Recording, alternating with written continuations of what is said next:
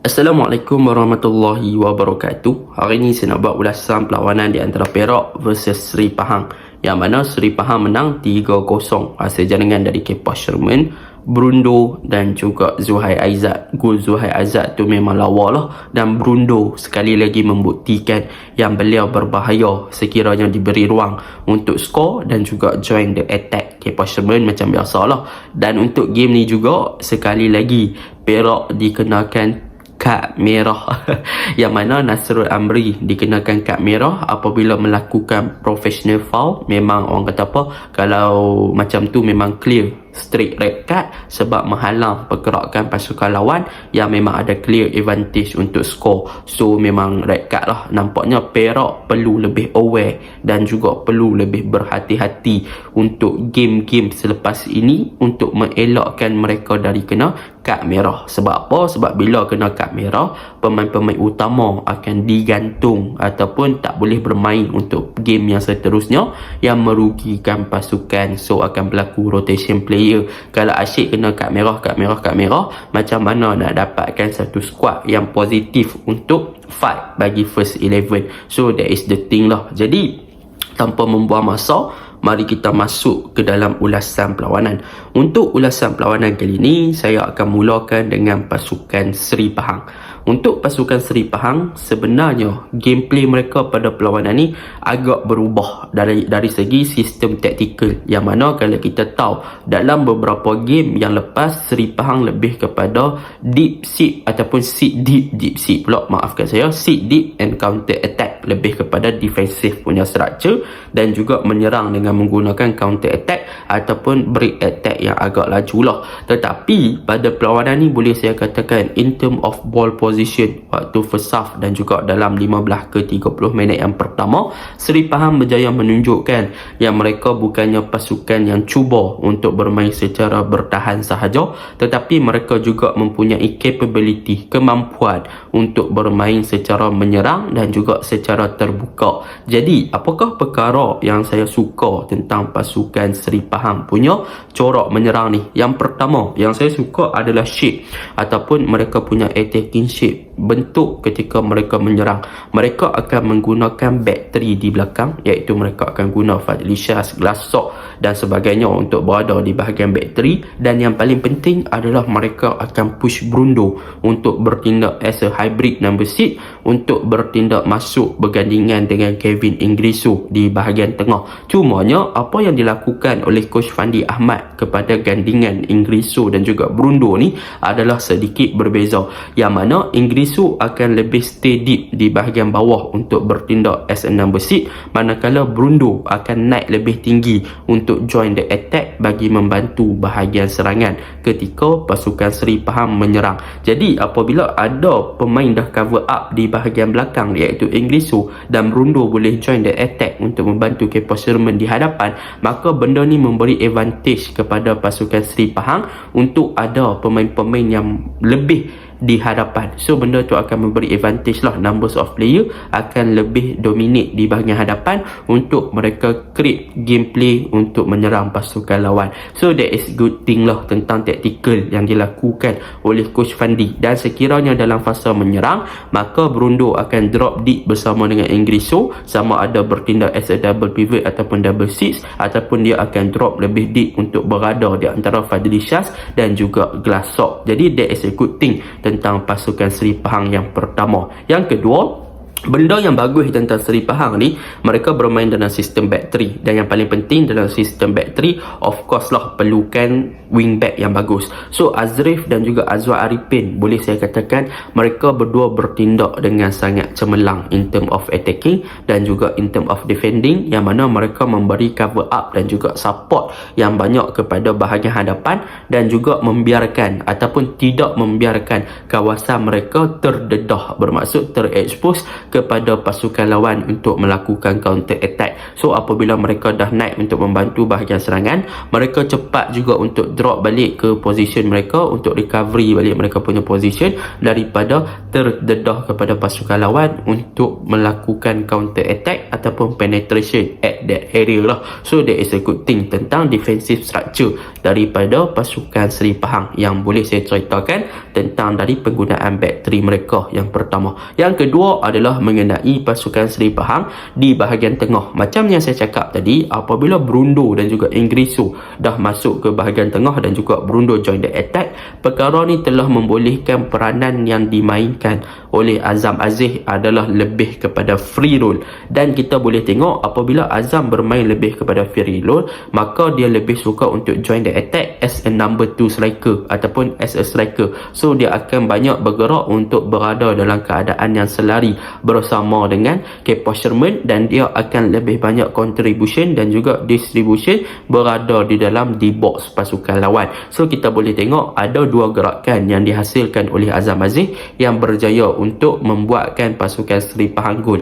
Yang pertama adalah gol dari Kepa Sherman, yang mana kita boleh tengok Azam Aziz attract pertahanan lawan dengan buat third man running, yang mana larian orang ketiga ni membolehkan pasukan lawan fokus kepada Azam Aziz dan membiarkan Kepa Sherman yang bertindak as a striker berada dalam kedudukan yang kosong untuk menerima hantaran daripada Sergio Aguero. That is a good thing tentang peranan Azam. Dan gol yang ketiga daripada Zuhair Azad juga bermula daripada Bakiuddin kepada Azam, yang mana Azam buka kepada Zuhair dan Azam buat third man running sekali lagi untuk attract pertahanan lawan untuk fokus dekat dia dan bagi ruang kepada Aizat untuk buat orang kata apa, tipu helah sebelum dia buat flashing untuk menjaringkan gol. So that is a good thing tentang peranan Azam pada perlawanan ni, yang bertindak dengan lebih bebas dan more to offensive di hadapan pasukan lawan, berhampiran dengan defensive third pasukan lawan, berhampiran dengan di box pasukan lawan. So Azam akan lebih kepada buat larian-larian untuk memberi space kepada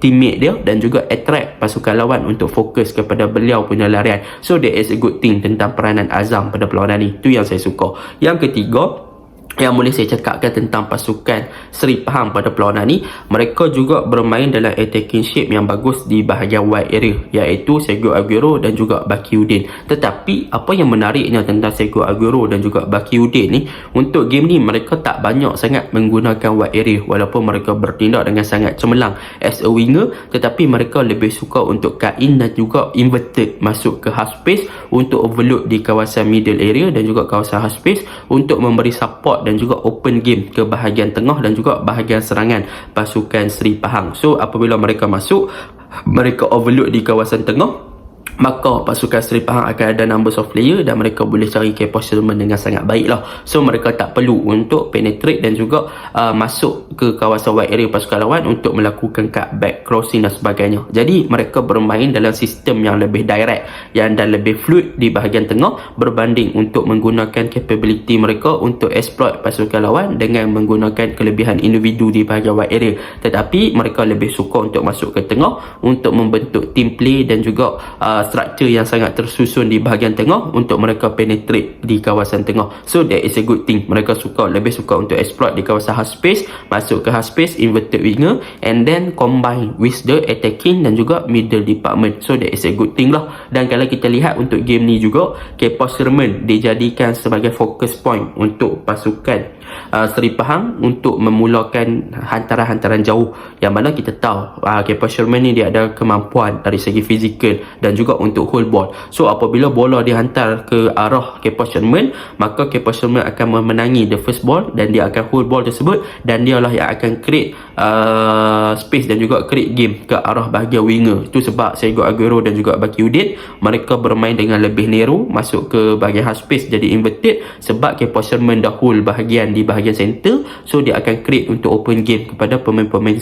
yang berada di bahagian kanan dan kiri yang masuk lebih narrow ke bahagian tengah. Dan peranan daripada Aguero dan juga Bakiuddin pun menarik sebab mereka berjaya untuk menunjukkan performance yang bagus untuk game ni. Jadi secara kesimpulannya, Seri Pahang bermain dengan baik, pressing mereka pun bagus. Kita boleh tengok ada pressing-pressing yang mereka lakukan berjaya menyebabkan Perak membuat mistik dan kehilangan bola, dan dalam pada masa yang sama mereka mungkin boleh perbaiki daripada segi kreativiti dan juga lebih banyak bermain dengan lebih fokus dalam 90 minit lah. Sebab masuk dalam 20 minit terakhir tu kita boleh nampak yang Seri Pahang mula bermain dengan corak permainan yang agak berbahaya dan ada buat mistik-mistik yang agak kurang disukai oleh fans-fans lah. So benda tu mungkin mereka perlu lebih aware untuk fokus sepanjang 90 minit untuk memastikan yang mereka tak buat mistik yang boleh menyebabkan kerugian kepada pasukan. Dan untuk pasukan Perak, secara jujurnya mereka bermain nak kata ada shape tak ada shape tu saya tak pastilah,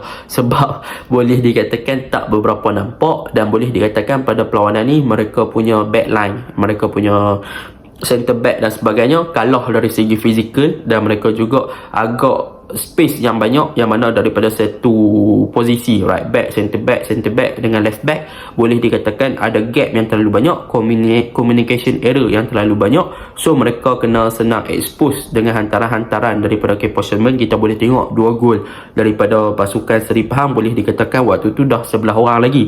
So banyak mereka terekspos di kawasan mereka sendiri, tak ada orang yang nak berani masuk, dan mereka kalah dengan hold position yang dilakukan oleh Kepa Sherman yang bagus daripada segi fizikal dan sebagainya. So mereka memang awareness agak kurang, gap yang terlalu banyak, tak ada compact langsung, structure defense agak kurang, menyebabkan mereka senang terekspos dan senang untuk dipenetrate ataupun dilepasi oleh pemain-pemain pasukan Seri Pahang lah. Dan bahagian tengah kita boleh tengok juga, bahagian tengah tak memberi cover up yang bagus untuk mereka create games. Daripada segi attacking dan defense pun tak nampak sangat mereka boleh cover defense dan juga support attacking, yang mana kita boleh tengok attacking apabila bola dapat kat siu nampak berbahaya, tetapi selebihnya itu tak beberapa nampak, dan mereka perlu elakkan dapat kad merah. Obiozo masih lagi bawah Bilopa, tak memberi impact yang positif di bahagian hadapan.